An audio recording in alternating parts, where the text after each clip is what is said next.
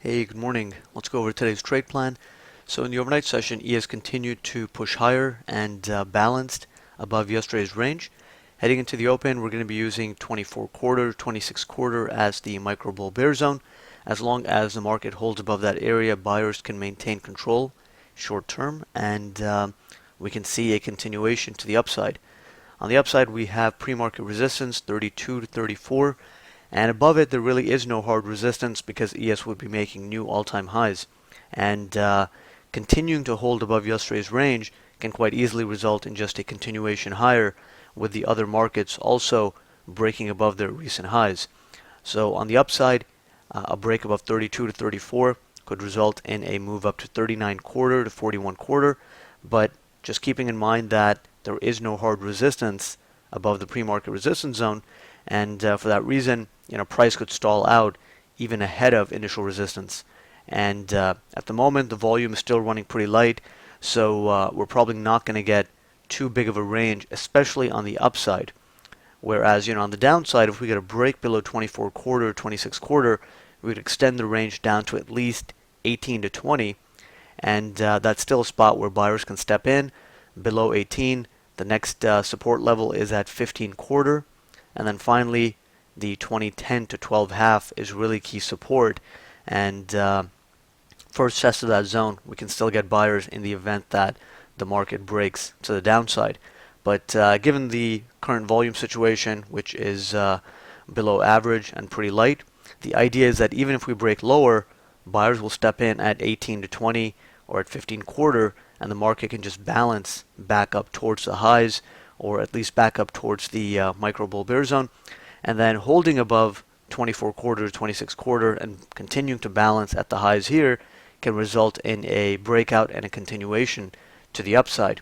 And at this point, since the market is making new highs, we just need to be careful to, when initiating long positions at these upper prices, and make sure that there's enough momentum to really support the idea.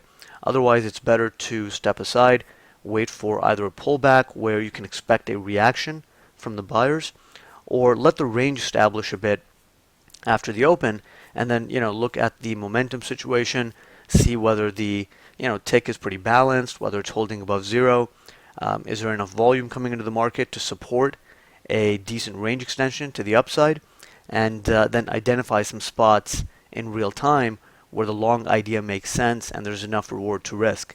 Because if the momentum starts waning and just fading, then there may not be enough left on the upside to really justify entering a long at these upper prices, right?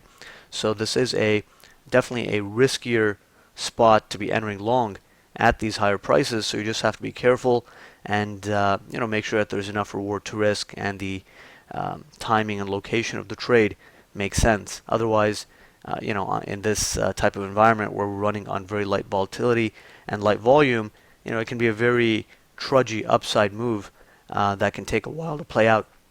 By the same token, on the short side, you still want to be careful as well up here, because if there's no downside momentum, then we can just slowly make our way higher, right, in a very choppy manner.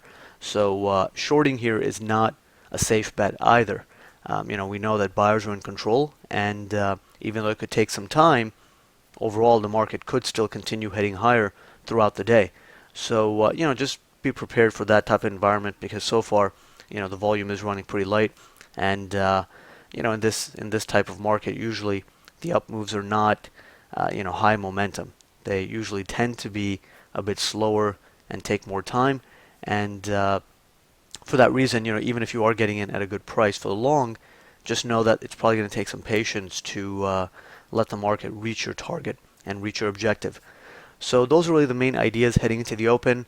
So keep an eye on 32 to 34, 24 quarter to 26 quarter. That'll help you establish the bias for the day. Again, buyers can maintain control above the micro bull bear zone, and even below it.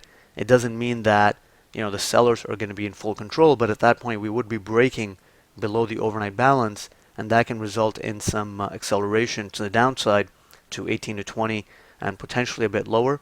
But overall, the market is quite bullish, so buyers can still step in on pretty much every test of support in the event of a breakdown. So those are our main thoughts heading into the open. Let's see how well the buy side holds it up, and we'll take it from there.